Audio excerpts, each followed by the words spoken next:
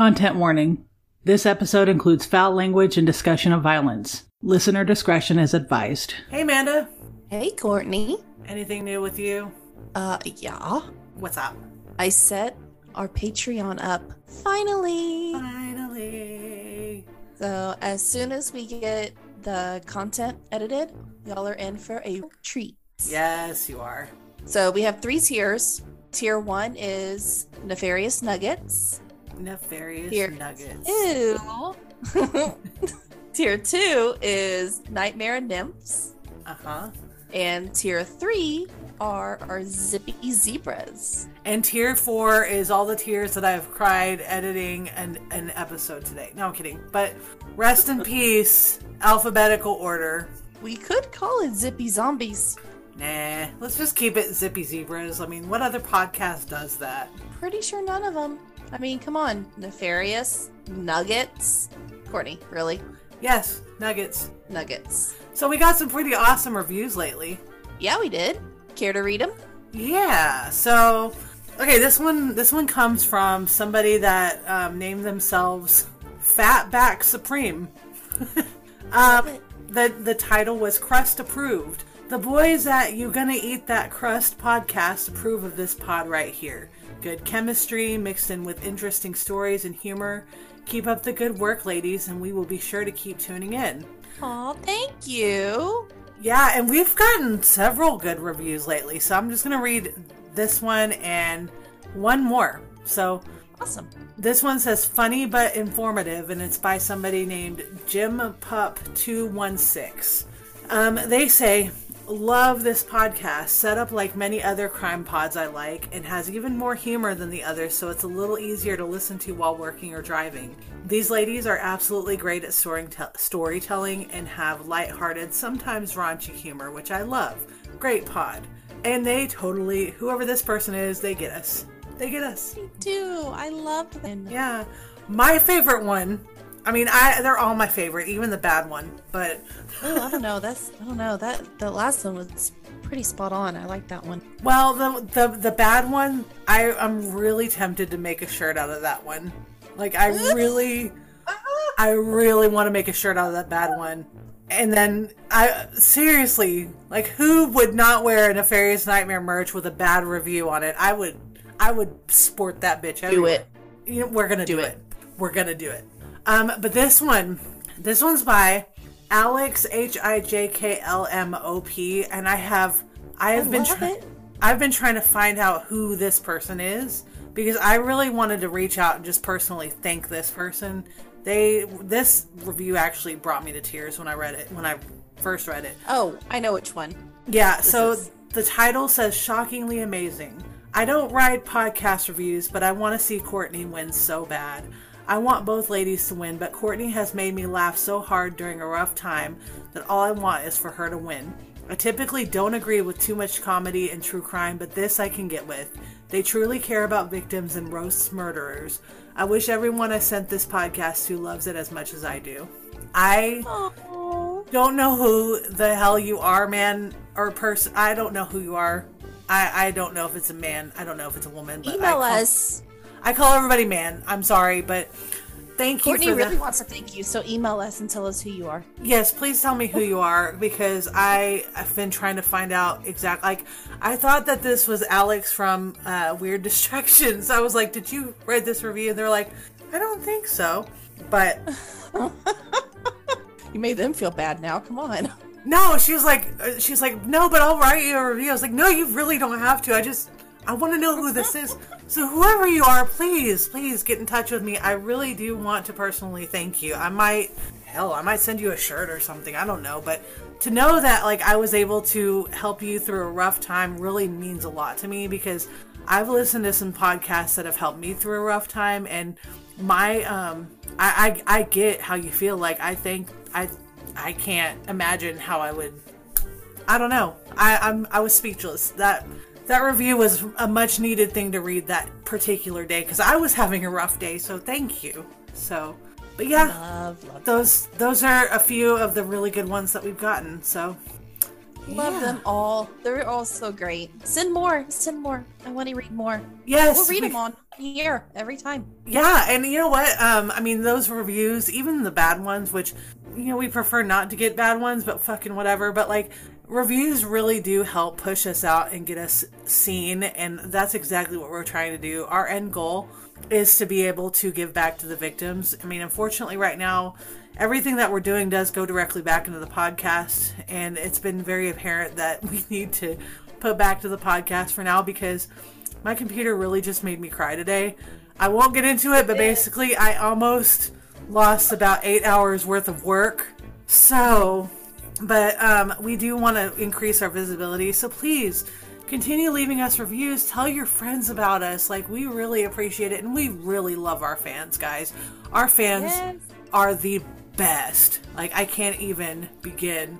Okay, I will shut up now. I'm sorry, but yeah, that's all I've got. So I love it. Those are all so nice. Yes, they were. I really, like I said, I want to know who that one was from. So, anyways, who are we discussing today? Well, this will be the first episode where we aren't going all ABC. As easy as 1, 2, 3. But the title of this episode is Dr. Death Squared. Oh, a double feature. Oh, snap!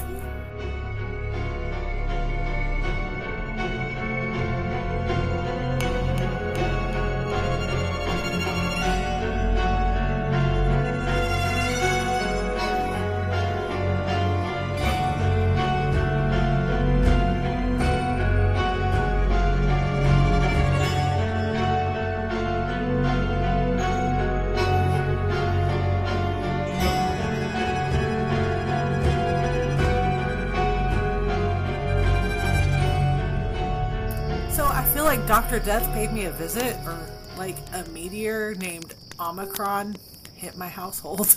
They still say you should go get a test. I mean, I will, but I'm seriously having a hard time just like, I don't know, existing. 1 minute I feel better, and the next I feel just as crappy as when it started. This has been going on for almost like 2 weeks now. So, ugh, that sucks. It does. So, let's dive into these two pieces of shut. And I just read that exactly how I wrote it. Shut. Gotta love autocorrect. So. Alright, so our first Dr. Death we're going to talk about is Harold Shipman. Shipman? Or is it Shipman? Okay. It's ship.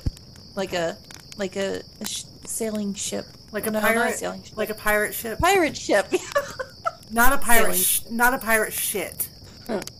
All right, not a steaming pile of shit, man.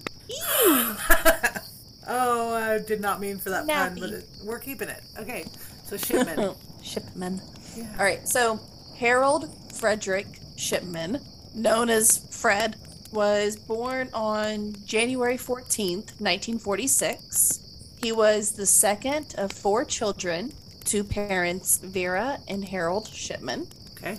He was particularly close to his domineering mother. Shocker. Oh my gosh, there's never... I have never, ever heard of anybody that we've discussed being close to their... What? Amanda, this is bananas. Right? I have never heard of this. I know, it's so shocking. So, this lady taught him to think his poo-poo did not stink. Okay, before you continue, I thought that this said she taught him to poo. Oh my god, we just can't avoid natural body thing. I don't think you have to teach your child to do that. Oh my god. And this whole sentence, she taught him to think his poo didn't stink, so that tainted most of his later relationships. You know, what's close to your asshole is your taint. So you're killing me. You know what? I'm dying, so I'm gonna bring you fucking right down with me. So, poo and taint. Okay. I gotta stop. I'm not gonna be able to talk. That kind of rhyme. I didn't mean to talk shit. Okay. So, anyways, she taught him that his shit didn't stink, so that did, totally taint. I'm saying it. Taint most of his later relationships. leaving him a very isolated teen with very, very few friends. That's pretty sad, though. Like, let's be real. It is. You know? It is. I wish sometimes that mothers would just kind of learn to step away at the most opportune time. You know, it's just like, live and let live. There's a balance. Yeah, there really is, you know? So. You know, that's fine being close to your kid, absolutely, but yeah, but there's a balance there. Sometimes you need to uninsert yourself out of their rectum. Yeah, exactly. So when his mommy got sick with terminal lung cancer, he oversaw her care, and as she got more sick, you know, he just sat by her side like the entire time she passed. Yeah. But he apparently was fascinated by how the morphine helped her suffering. Like, he got, from what I was reading, like he would want to be there watching the doctors do it, and he would like watch her as the morphine would, like, you know how you like relax her. He was like Weird. Really, it is. I mean, I can understand like the interest, but okay. Like, yeah, it was weird. This, like, the way that they were talking about it, I was like, that's not normal. No. It's normal to be interested in, you know, the medical field, absolutely, but yeah, it's not normal to sit there and want to see that over and over and over again with your own mother. Yeah, that is a little weird. She died on June 21st, 1963, and obviously Harry Guy was just devastated by her death and became determined to go to medical school. That was very devastating. Right? Oh my gosh. He had to go to medical school. Oh my gosh. A little too exciting for him, but... So he was admitted to Leeds, I guess I'm saying that right? Yeah. University Medical School for training 2 years later. After failing his exams the first time, he then went on to his internship. Okay, fun. Also, when he was 19, he met his wife, Primrose. Primrose. So, yeah, she was 17 at the time of their wedding and also 5 months pregnant. Primrose is an herb that helps induce labor and also will help you secrete fertile mucus if you are trying to conceive. Oh, evening rose? The evening primrose oil? So wouldn't it be funny if olive oil's sister were primrose oil? You know, like olive oil from Popeyes? Man, I just want some chicken. Yeah, Popeyes chicken. I don't know if I want it now, though, because I just said secrete fertile mucus, and then... So what happened after? All right, so by 1974, he had 2 children and had joined a medical practice in Yorkshire, where he was a family practitioner. Mm-hmm. Sooner or later, he became addicted to the painkiller pethidine. So he would forge prescriptions for larger amounts and was finally forced to leave the practice when he was caught by his colleagues in 1975. Yeah, that's a little bit illegal. Don't you think? Just a tad. Just a little bit. So at this time, he went to a drug rehab and was fined and convicted for forgery. Okay. Fast forward a few years, Harold was somehow accepted onto the staff at Donnybrook Medical Center in Hyde. What? I'm thinking Donnybrook? Donnybrook. It's gotta be. Did I just accidentally get an accent on that? Donnybrook. I didn't mean to. It just happened. We have several listeners from the UK, guys. So tell us if we're wrong. Wait, hold on. We do? We do. Have you not looked at our analytics? Not really. I should, but thank you. Oh yeah, we have people from Indonesia. We have people from India. We have so many people from all around the world, but we have like a lot of listeners in the UK. I did not know that. Hi UK. Hi. Hey girl. Hey. Sorry. I'm gonna start like a little map and where all of our listeners are. I'm gonna start pinning. Okay. How about that? Yeah, let's do it. We'll do that. All right. So I can go way off. All right. So he was at this Donnybrook Medical Center in Hyde, where he seemed like a good doctor who loved his patients and colleagues, although he did have a rap for being an ass to like the junior staff. So, but okay, on Family Chat the other day, I was talking about the same thing. Doctors, surgeons especially, but even doctors are very arrogant people. Yeah, they are. And it's not a bad thing. I think it's actually more arrogant. The doctor, usually they're pretty good. Yeah, because they're confident in what they're doing. but don't be exactly. Don't be a dick. But yeah, I mean, there's a balance. Apparently, this guy was nasty to the people who were under him. And probably not very good at what he's doing. I mean, apparently he was really well liked by the community. Yeah. Which always throws me. But he stayed at this Donnybrook for about 20 years. Yeah. And in 1993, he set up his own practice in Hyde in the greater Manchester area and registered approximately 3,000 patients. Wow.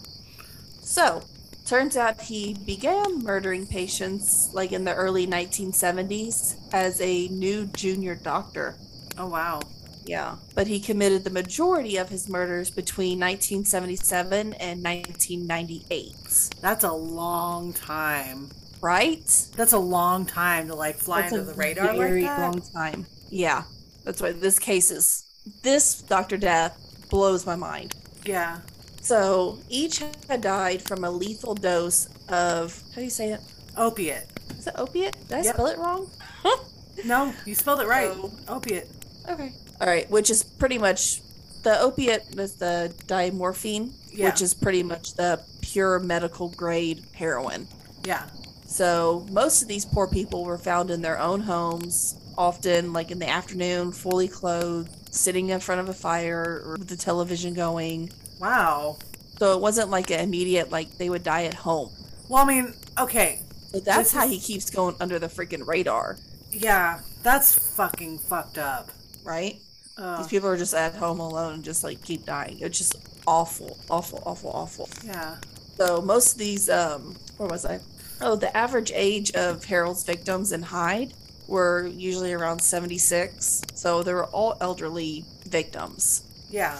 Because he knew his crimes would be more likely to go unnoticed if it was just elderly people. Sadly, sadly it worked. Yeah. For a long time, it worked. And some nurses voiced their suspicions, but never formally raised concerns. Right.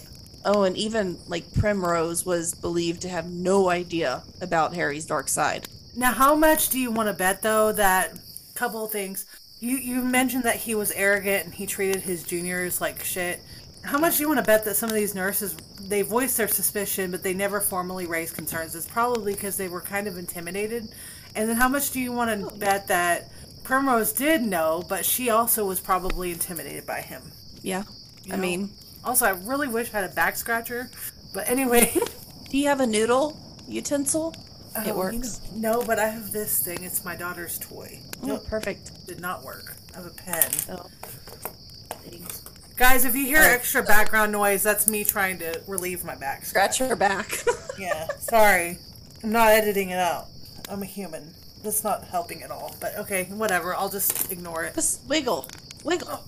No. Too much wiggle in my jiggle. Not working. All right. So several months before he was caught, one fellow doctor, Dr. Linda Reynolds, had raised concerns about the number of elderly patients who had been dying while under his care. In March of 1998, when she noticed how many of his patients were dying. Okay. So she claims his death levels were nowhere near hers and expressed concerns about patients who didn't seem very sick when they died.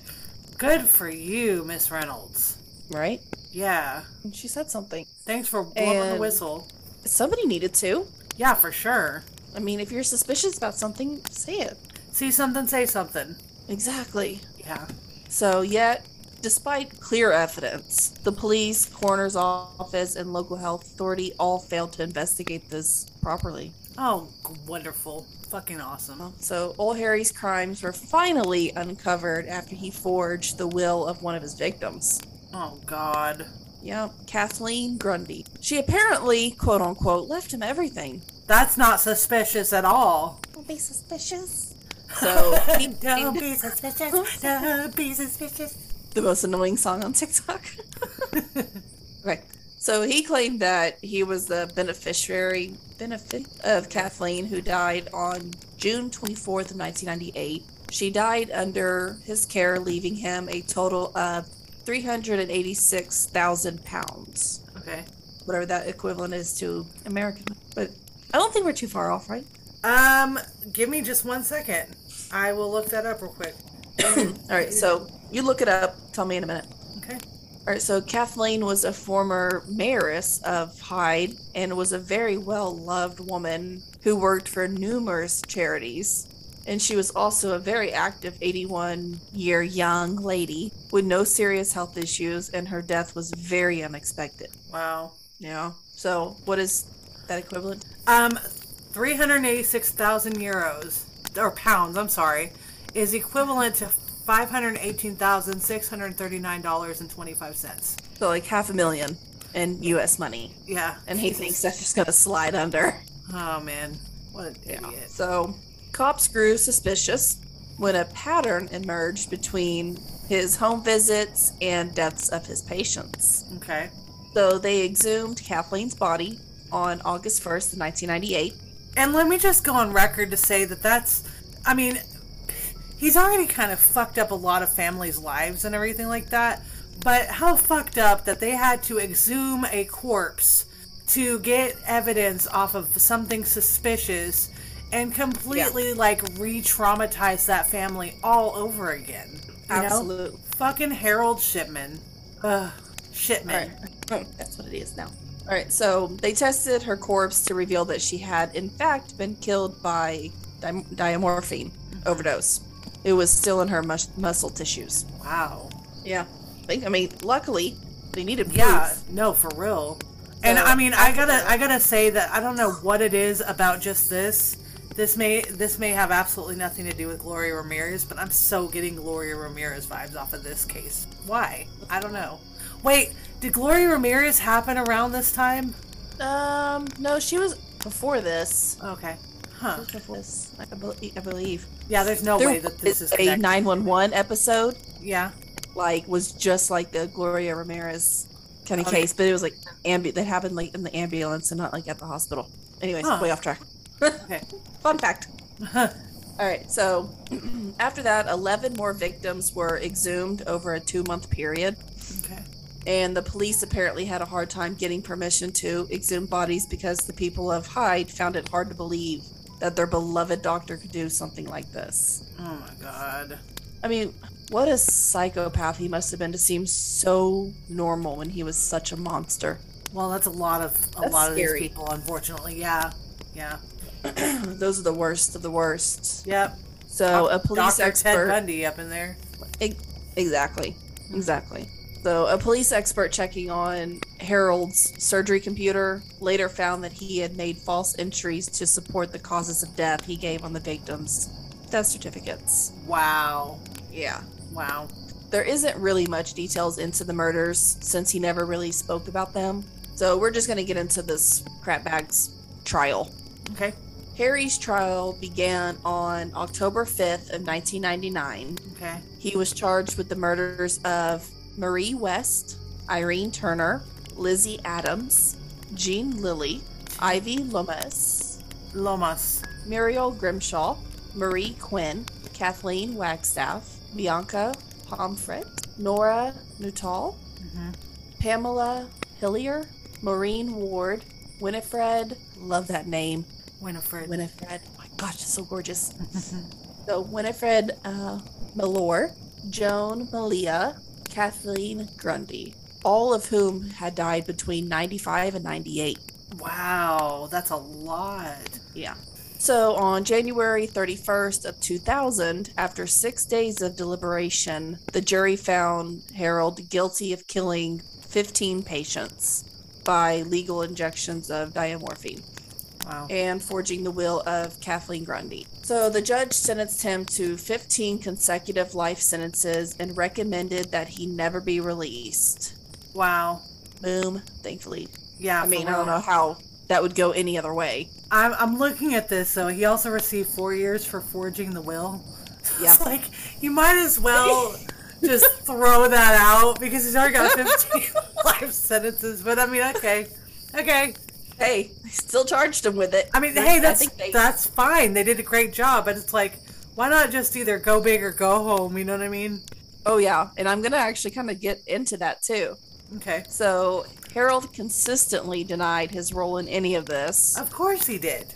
Oh, I know. So, fighting every scientific evidence against him, he never made any statements about his actions. And his wife, Primrose, apparently was in denial about his crimes as well, sadly. Yeah. So, we know that there were other victims and crimes he committed. Yeah. But since this was such a huge case with publicity, the authorities said it would be too hard to have a fair trial for the other numerous of cases they could have brought against him. Mm-hmm. So, also, given the sentences from the first original trial, a further trial was unnecessary. That monster's not getting out, like, ever. Good. I mean, they don't need to try him for more and more and more. Right. I mean, you want everybody to get their justice, but this is justice. He's never getting... Yeah, good. Bye. Bye! Bye. All right, so Harold is the only doctor in British legal history to be found guilty of killing patients. Wow. Isn't that crazy? That is crazy. So he took his own life by hanging in his cell on January 13th, 2004. Are you fucking serious? He didn't want to have to sit there for 15 consecutive lives. I guess I get that if you're innocent, but oh my god. All these people just want to get away with it. Ugh. That just infuriates me because it's like, you know, if you did the crime, just do the fucking time, you know? Yeah, 15 consecutive years, plus 4. Yeah, I mean, just, if you die of natural age, you're only going to serve, like, maybe half of the life sentence, if that, so, like... I know. Oh you my freaking God. sit there for half that life sentence, and damn it. At least do that, so... So, a prison service statement indicated that he had hanged himself from the window bars of his cell using bed sheets. The front pages of the papers read, "Ship, ship, hooray." Wow. Wow.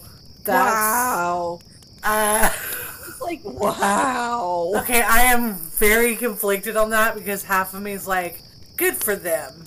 Half of me is like, oh. That's kind of, anyway, that's a little much. So, the only reason I feel like it's too much is he had kids. You know, Harold had kids. And as much as I just don't want to...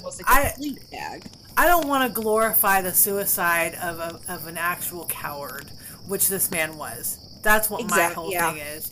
Absolutely. So and in a way, they're kind of glorifying that. But also, that's where one half of me lies. It's like, that's a bit much. But the other half's like, but he's a fucking shitbag, so... Like, I'm glad he's gone, but I wish he would have served the time, you know? Yeah. I wish he could have sat there for 15 consecutive... Yeah, for real. So... But anyway. Now, understandably, some of the victims' families said they felt cheated. Yeah. Since their loved ones would never get answers as to why he did what he did. Yeah. Which I'm frustrated about this as well, to be honest, dude. Yeah, absolutely. I mean, you want to celebrate that this piece of shit garbage, like, isn't in the world anymore, so he could never hurt anyone again. But the other side, you want to hear reasoning, because how could you take someone's life and never hint to why? That's exactly what I'm saying. Like, half of me is like, you know... Like, they're at, like, what is... I guess that's why I love psychology. I'm like, why? I want to know the whys. Yeah. If you do something, I want to know why you did it. Yep. And I want the answer to be where I can understand it. Yeah, I think that's a lot of the reason why so many of us are very fascinated by true crime. You know, a lot of people are like, true crime is glorifying, blah, blah, blah. No, we're trying to get answers for everybody. Like, we're interested in the psychology of it. Yeah. You know, what makes somebody do this? It's interesting. What really makes somebody, like, get to that point, you know? It's not as black and white as people think it is. Some people are like, well, it's nature versus nurture. It is not that black and white. You know, the mind is a very, very complex thing. You know, you've literally got like a fucking computer just hanging out in there.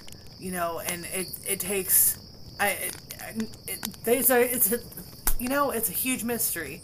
You know, and one of the big mysteries is like why people do what they do and what drives them to that point. And I think that's only natural to want to know.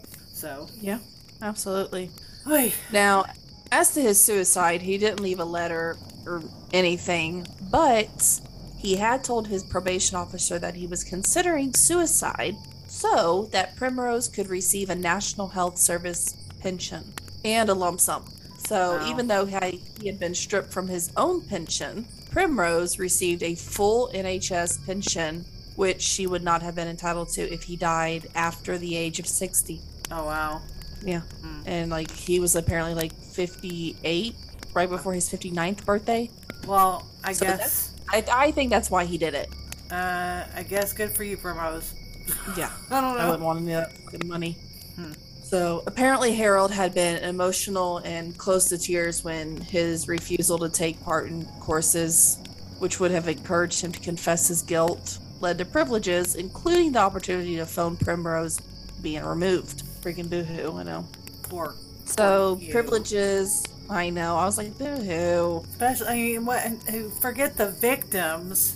Poor you. He's turning on and off behind me. Yeah. Oh, you have a ghost.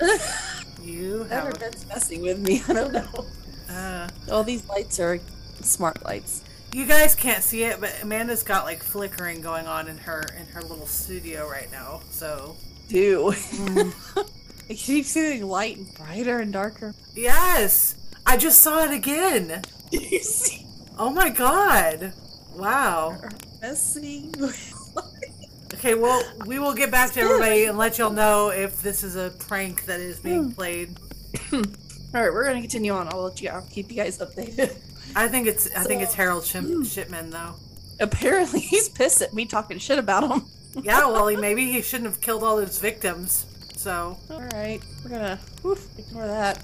So, privileges had been returned the week before the suicide, and Primrose, who has always stood by his side, might have begun to suspect his guilt. According to Harold's ex-cellmate, Tony Fleming, Primrose wrote Harold a letter telling him to, quote, "Tell me everything, no matter what." And of course he didn't, did he? No, he just he unalived himself. Sorry. Hey. So on January 2001, Chris Gregg, a detective, was selected to lead an investigation into 22 of the West Yorkshire deaths. Okay. And after this, a report into Harold's activities submitted in July 2002 concluded that he had killed at least, drumroll, 215 patients. Holy shit. Between 1975 and 1998. Jesus Christ. Yeah. Wait, though. Okay. Dame, I love that, Dame Janet Smith, the judge who submitted the report, admitted that many more suspicious deaths could be at the hands of Harold Shipman. All because he wanted to see what opioids would do? I don't know. I want to know why so bad. Oh So, my God. in her final report, she reported that she believed that Harold had killed 3 patients, and she had suspicions about 4 further deaths, including that of a 4-year-old girl during the early of his medical career at a general hospital in Yorkshire. Oh my God. Yeah, that broke my heart. That's So she, she concluded that the probable number of Harold's victims between 1971 and 1998 was 250.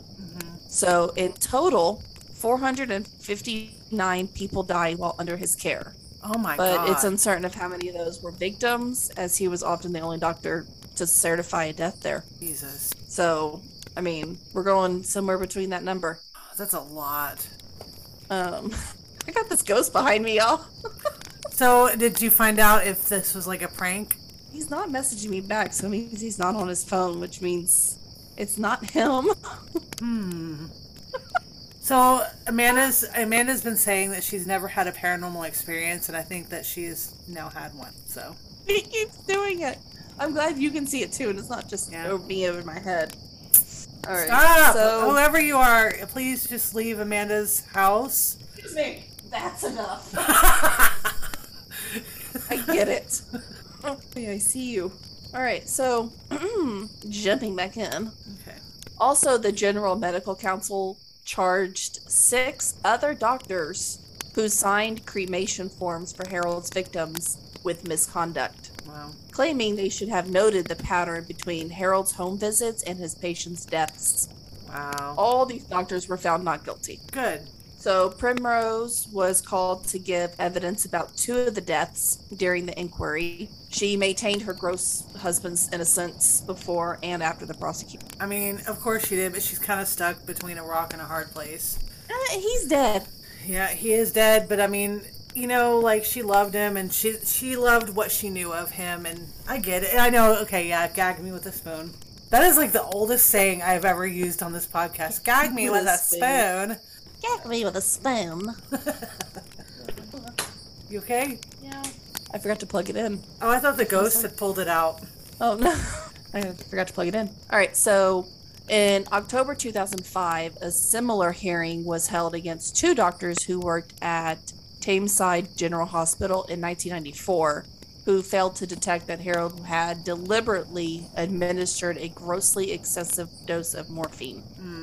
And in 2005, an inquiry into Harold's suicide found that it could not have been predicted or prevented, but that procedures should be re-examined. It also came out that Harold might have stolen jewelry from his victims. God. What the fuck, dude?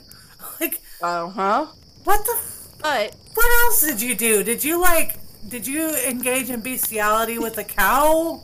Like, what else did you do? I thought you were going somewhere totally else with that. I kind of did, but, you know. So, all right. So, over 10,000 pounds worth of jewelry had been found in his garage in 98. Oh, my God. And in 2005, with Primrose pressing for it to be returned to her, the police wrote the families of Harold's victims asking them to identify the jewelry. Okay, yeah, Primrose, I'm not liking you too much. I know. I went through this whole thing with you too. I liked her at the beginning. I was like, oh no, she's just... No, I'm sorry, Primrose. So anyways, unidentified items were handed to the Assets Recovery Agency in May, and in August, the investigation ended. 66 pieces were returned to Primrose. Of course. And 33 pieces, which she confirmed were not hers, were auctioned. Sad. The proceeds of the auction went to Tameside Victim Support. Okay, good. Good.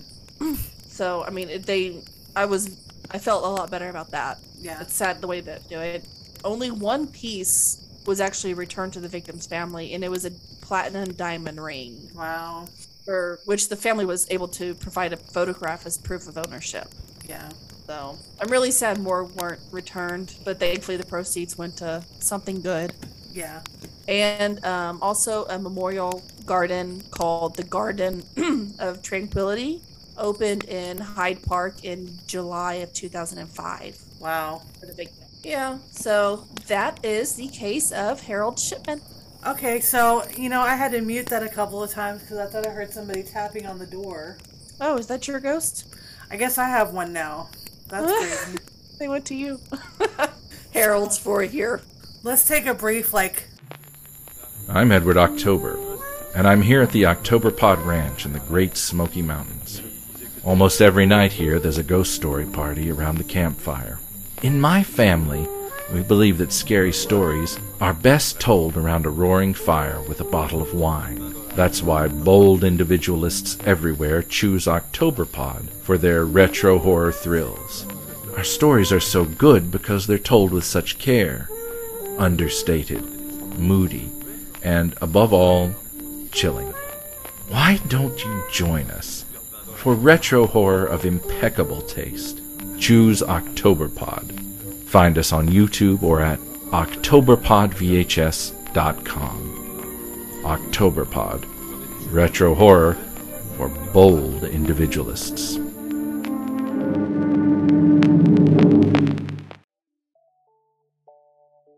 With what feels like a never-ending stream of news and information surrounding us every day, how do we ever actually get something useful out of it all? Well, that's what the Assorted Goods podcast is all about. It's a more casual perspective on what's going on in the world, where each episode your host Dan, myself, a regular guy turned curious mind dives into a topic from the news, history, or whatever's on my mind that week. Then we slow it all down and dig a little deeper, passing along all the things that I learned from me to you.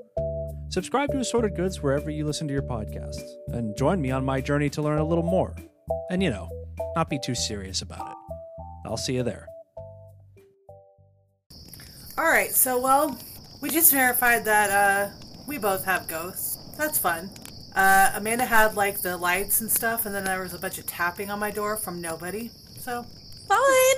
yay! So who's next? I'd love that for us. I do, too. Alright, so our next and final for tonight, Dr. Death, is Dr. Chris Dunch. Did I say it right? Yeah. Dunch? Dunch. I don't really care. He's a jackass. So, I'm just gonna call him Chris, because I'm not even gonna call him Doctor, because he doesn't deserve that title. Nope. So, Chrissy Boy was born in 1971 in Montana. Okay. He was raised in Memphis, Tennessee, in a stable, middle-class Christian home. Okay. He was an average student and sports player. He was driven in football, and despite his lack of natural ability, he trained far harder in other than players and made a college team. So when he enrolled in Colorado State University... Who does this sound like? Can you hear it? Oh, Randall. Oh, Randall, I know. This one, he didn't get as far as Randy did. Yeah. So one of his teammates later said that Chris lacked talent, but worked harder than the rest of us. Yeah, that sounds like me. I get it. Oh, okay. So Chris was accepted into medical school somehow at Memphis State University. Right. He completed the MD PhD program and then entered neurosurgery residency program at the University of Tennessee. So following graduation as a doctor, he completed a spine fellowship at Murphy. How do you say that? Sims Murphy, but what the It's fuck? SEMMES. What the fuck is a spine fellowship? I guess that means you're just like, you like specialize. I watch a lot of medical dramas. You specialize in like you can specialize in like certain, like he specialized in neurosurgery. Yeah. And then, but he's like put his fellowship into like working pretty much only on the spine. Okay, because whenever you say spine fellowship, I'm just seeing a bunch of spines hanging around a church. Being like, looking for a single, I guess, like another single person. Yes. Oh, hello, spines. Come to me. Alright, so it was later determined Chris only assisted in around 100 minimal invasive surgeries, when the typical neurosurgeon completes 1,000 during their residency. Holy. Before they're even able to lead a surgery. Jeez.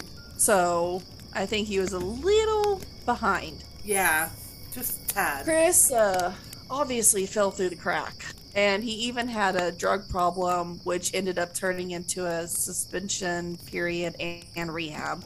Okay. One colleague later testified that he regularly used LSD and cocaine at night and then go work performing spinal operations in the morning. Oh, that just makes me feel warm and toasty. Right? Yeah. During his college years, Chris married Wendy Young. Hold on, Wendy Young, or did he meet someone named Wendy and married her at a young age? Really? Yeah. Really? Yeah. Well, that's just her name, honey. Okay, Wendy Young. I know. All right, so with whom he had 2 children. Yeah. He racked up $500,000 in debt and a drug dependency. Oh, God. At a glance, this guy looked like a qualified neurosurgeon, like on paper, kinda, if you glance at it. Yeah. His lies was that he had graduated magna cum laude from a prestigious doctorate in microbiology, which was not the case. Right. So the main reason Chris decided to become a neurosurgeon was obviously the salary. Yeah. Which is approximately around $600,000 per year. Wow. That's a lot more than I make. You and me both, baby. You and me both. I think that's a lot more than like 15 of us sitting in a room make. Yeah. So from what I've read, it's why so many medical facilities conveniently overlooked his background checks. Yeah. Neurosurgery was their most profitable division, and neurosurgeons were in short supply, and corporate greed ultimately trumped patient safety, while Chris preyed on poor people. Fucking Chris. Always a Chris. No, I'm kidding. So, check this out. Okay. Chris got hired at Baylor Scott and White Medical Center in Plano, Texas. No, he didn't. No. Yeah, he did. Dude, that does not make me feel confident, being that my mom had heart surgery there. Oh Right? my god. Right? Oh god. So, yeah, this was 2011, and he was mentored by an experienced neurosurgeon, Dr. Randall Kirby, who did not like Chris and was suspicious of him. Yeah.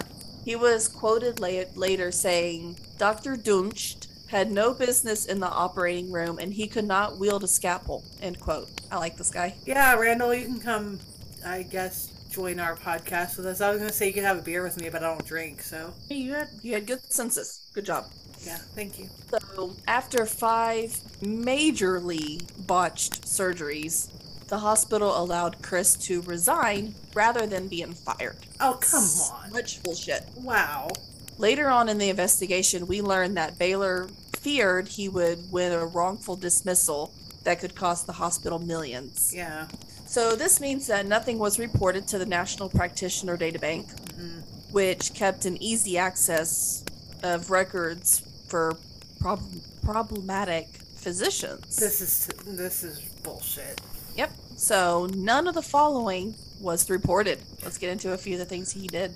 Okay. I feel like I could have done a better job watching Grey's Anatomy for 15 years. I feel like what you're about to say, my daughter could have probably done a better job with just a crayon. So. All right. Number one. And just so everybody knows. Victims, y'all. Please, I'm not laughing. No, nobody's laughing at the victims, but we're saying that my 4-year-old with a crayon could have done better back surgery than this fuck ass. Yeah. So he was operating on the wrong part of the back, leaving Kenneth Fennell in a permanent chronic pain with debilitating mobility. Oh man. He cut an unnecessary ligament in Lee Passmore, as well as leaving stainless screws in incorrect positions and stripping the threads so they could not be removed. Oh my god. He left bone fragments and Barry Morgulloff that worked their way into the spinal cord, leaving him paralyzed and in a wheelchair. Holy shit. Jerry Summer suffered so much blood loss that he died from an infection from excessive transfusions. Oh my god. And severing a major artery in Kelly Martin, causing her to bleed to death without adding blood during her surgery. None of this stuff was reported. Oh my god, and they never reported this shit. They just let him resign after that. Anyways, sadly, Dallas Medical Center hired him as a temporary surgeon in 2012. Why? Oh my god. Yep. Thankfully, the staff immediately questioned his qualifications and suspected him of being under their influence while operating. Yeah, good. A couple of shitty things he did there was severing Floella Brown's vertebral artery. Thank you. You're welcome. And allowing her to bleed to death with no medical intervention and destroying Senior Mary Efford, causing her excruciating pain daily. This guy just seems like a fucking so bad. Straight up, like just a buffoon. Like you don't just. He's so mad. You don't just. I mean, just go ahead and tell me now. Was he doing this on purpose?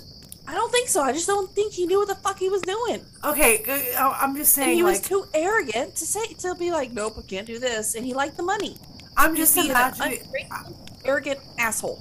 I'm imagining like some fucking dude who has had a few too many beers, and they're like, "Oh, I can't drive," and then he gets behind the wheel and just like runs over a bunch of people, and they're like, "Oops, I missed the tree. Oops," you know. It's just like, God, what a buffoon! Like he's literally a buffoon.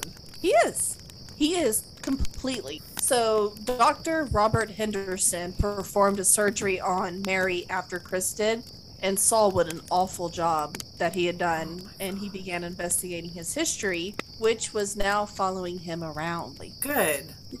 Dr. Henderson called Dr. Kirby in Plano, and the two of them did their own investigation and put a stop to this guy. Thank God. Woo! Woohoo. I mean, it was sad it wasn't earlier. I know, but oh my God. At least, But at least he didn't something's kill. being done. At least he didn't kill 459 people. Exactly. But he did kill a couple, and I mean that's still. And the way he did it is just so fucked up. Yeah, people. I'm not gonna say that he's doing this on purpose. I am gonna say that this guy's just a fucking dumbass. He's a fucking dumbass. Mess. So, since he was a temporary employee, he was dismissed after those 2 incidences, and because he was a temporary employee, Dallas Medical Center wasn't required to report him to the MDB, which is that database. They still should have. They should have, but they didn't. So, they didn't, and he moved on to 2 more Texas facilities. He was at the Southampton Community Hospital in Dallas. Oh my god. And the Legacy Surgery Center in Frisco. Oh my god. And they didn't fucking report him to that database. That's fucked up on their part. Oh, I know. So in 2013, his behavior was getting so bizarre, and he caused a line of devastating surgeries, though no one else died. Okay, good. Many had significant trauma, though. He was even quoted as saying, quote, everybody's doing it wrong.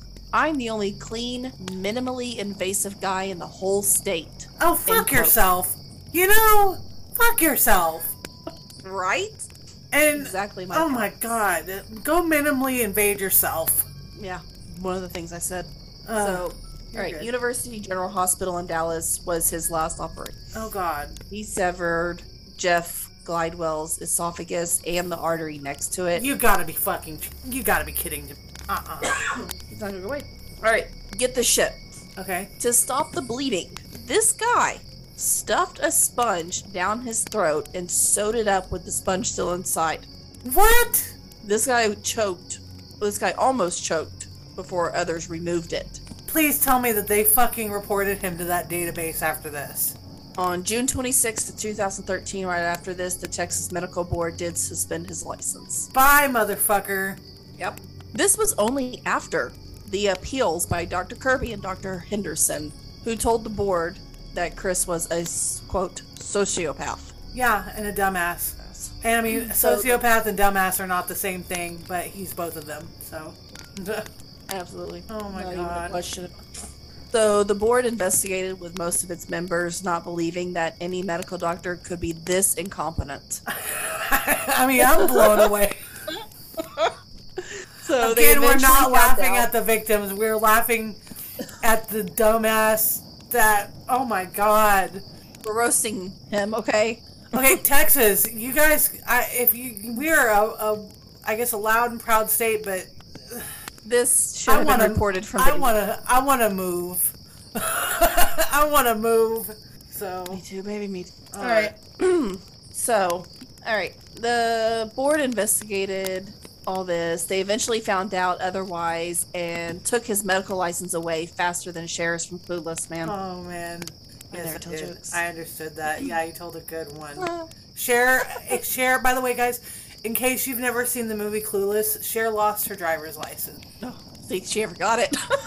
Yeah. Well, I guess that was a bad joke for me. Okay, anyways. No, it wasn't. So I was just explaining in case people didn't understand. Because nobody really understood. Nobody's really watched Clueless ever. I did last week. I know. I'm being super facetious. I'm really just kind of like hyped up on what a fucking dumbass this guy is. So I'm just like, well, I just stuck my entire hand in my teacup. Oh, I thought you said you sucked your teacup down. Like, but I have been that. I don't know. This guy's a douche. He's a dumbass. I know. He got me really worked up when I was investigating. Not investigating. Okay, I gotta say something. Go to bed. I gotta say something. So, like, we were planning this episode out, but, like, originally it was just going to be one Dr. Death. So, yeah. How did you feel once I was like, hey, do 2 Dr. Deaths, and I gave you this guy, and then you're like, holy shit. Yes, guys, so I was just going to do Harold Shipman, but there was such little information in Harold Shipman because, I mean, he never spoke about it. Yeah. So I was like, I want to do something else. There's another Dr. Death. And I was like, what? Evidently, apparently there's actually, I just didn't know. There's 3 or 4. There's 3 that I know of for sure, but I really haven't looked into any more than that. Huh. I'm sure I can find more. We'll have another part later down the road. If we have 4, we'll do another Dr. Death Squared. Yeah. All right. So while this was all happening, Kirby and Henderson lobbied the Dallas DA to file charges against Chris. Oh man, I hope they did. What's going on with me? So Chris left town and moved to Denver while declaring bankruptcy for over $1 million in debt. Oh my god. Got arrested for a DUI and shoplifting. Shoplifting After declaring bankruptcy for $1 million. Oh my god. So during all this, he was hospitalized for a psychiatric evaluation. I think he needed it.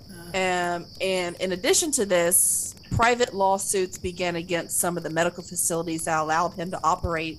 And finally, in July of 2015, the DA filed 6 felony cases against him for aggravated assault with a deadly weapon, 5 counts of aggravated assault causing bodily harm, 1 count of injuring an elderly person who was Mary Elford. Yeah.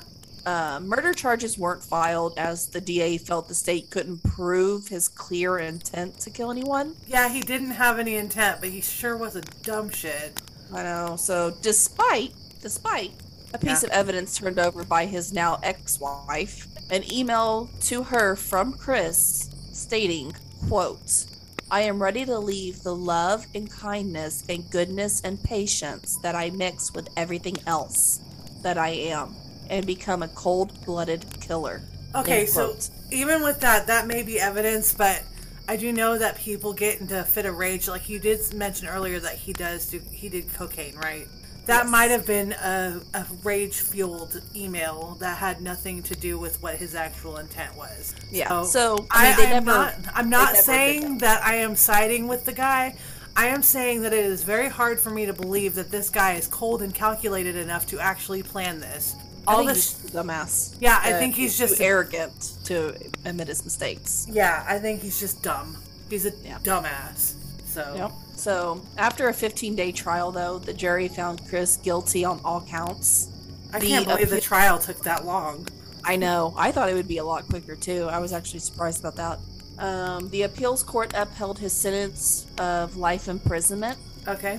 He's currently in Huntsville and won't be eligible to apply for parole until 2045. He'll be 74 years at that time. I really hope that they're keeping all of the shanks and shivs away from him and that he's not trying to perform surgery on his cellmates. Ooh, hope not, man. I hope he doesn't become like fix that for you. The prison medic on Good Behavior. Hope not. Bad joke on my part. Whatever. It happens. All right. And as did Harold Shipman, Chris made history. Oh my god. Yeah. So it was apparently the first time in United States history that a medical practitioner was convicted of criminally harming their patients. Oh my gosh. I'm surprised about that, though. I don't know, man. Wow. I'm getting so mad this light. Is it still flickering? I didn't notice it this time. For a long time, and then it just did it again. Oh man. Okay. And guys, it's not like flickering. It's like getting dim slowly and then bright slowly. So are you sure that do you think that it might be your husband playing a joke on you? Text him. I don't think he's awake. He always texts me. Would your kids do that? They don't have the app on and they're sleeping. Okay, so 2 things. Either A, it's a ghost, or B, it's somebody that also has a smart light that their stuff is probably interfering with yours. Or it's just my house being my house. Well, if it is a ghost, I ask you to leave Amanda's home. You know, thank you for your visiting, but you're not, invited. So, bye. Go with harming none. All right. Quote time? Sure. Quote time? All right. So, my quote this week is a little bit different. Okay. Y'all know that I do another podcast called Fan and Family Chats. And one of the shows we discuss is The Resident. It's a medical drama on Fox. I love it. Okay. So, anywho, when I was researching this case, I just kept thinking about Dr. Conrad Hawkins, which is the main doctor in the show. And I was like, man, he gets so mad at these doctor deaths. Yeah. So, I was like, man, I just knew he would get them. So, after my quote is actually a quote from The Resident this week. Okay, I'm excited about this. He says this to a new resident, Devin. Okay. All right. And this quote just kept playing in my head when I was researching this. That's why it just had to be my quote. So he walks up to me and he goes, "You got your little white coat, though. your stethoscope, your pen light. You're all ready to play doctor, right? I'm gonna guess that just watch the hospital. You have all this stuff. Doesn't mean you're a doctor. So I'm gonna guess that this is Mariska Hargitay. I think that's how you say her last name, from Law and Order. I have a girl crush. Yeah, she's awesome. No, that was a bad joke on my part again, but no, I know who this is by. It's by that Conrad guy, right? Yes. Conrad Hawkins. So Amanda. It's Matt Zuckery in real life as the actor who plays him. I don't know if you know who Matt Zuckery is. Listen, I know he also that played on Gilmore Girls. I know that I'm always giving you compliments on your episodes. I gotta say that right now, this one is now my new favorite Amanda-sode. This one is. I actually, you know what? I'm a little bit surprised. Not that you do bad episodes. I was just like, I was thinking in the back of my head, the Doctor Killers might be a little bit, boring to me. I don't know why. Maybe it's just because like medical stuff can be kind of boring to me. But you knocked this one out of the park, and I commend you. I like this one. I think that once I get this all edited up, I'm going to probably listen to it about 15 times. Oh, yay! So, thank you. So when you see all those 15... When you see those 15 downloads, it's all me, baby. So. That's me. We're our own just biggest... listening to our episode over and over and over again. We're our own biggest fans. Guys, I think that now that like overtime for me is over, I can go ahead and tell y'all that the next case that will be discussed will... Anyways, I don't want to make any promises or anything, but I'm aiming for my next case to be about Jennifer Doherty. And, Sabrina Thompson was the one that actually did recommend that, but it was something that's been on my list for a while. This case is infuriating, so stay tuned for that. Quick call to action here. You guys, if y'all could, leave us some more ratings and reviews. Spotify takes ratings now. So you can get on Spotify and leave us a 4 or 5 star, preferably a 5 star. But those ratings and reviews, also on Good Pods, you can rate us 5 stars on Good Pods, and share us with, at least 2 friends, and have them share with 2 friends, and let's create like a MLM. No, I'm kidding. We don't do MLMs. Yeah, but like, let's get us some more vision. Like, we would love to grow our audience and be able to get, victim stories told and be able to help them. And yeah, we're on all podcast platforms, and you can find us on all the socials and shit like that. So that's all I've got. You have anything, Amanda? I don't. Just go check out our Patreon. Yes, we have a Patreon. We'll have like at least one Patreon only thing up for everybody. But yeah, go check it out. That's that link is also in our link tree. So that's it. Don't be a dick. And wear deodorant. And also, don't become a doctor if you're a fucking dumbass. Like me, I know I can't be a doctor. I'm smart, but I'm not like doctors though. I can, I can bake things and cook things, but I cannot fit into a size 2. So it doesn't mean I'm going to try. So, all right, guys. Much love. Take care. Bye. Bye. Thank you so much for listening to A Nefarious Nightmare. Music used in this podcast is by Ghost Stories Incorporated. You can find their music on bandcamp.com. Do you need merch, the latest episodes, our social media profiles, or just to say hi? You can find all of that and more at www.anefariousnightmare.com. Thank you so much for listening. And take care, y'all.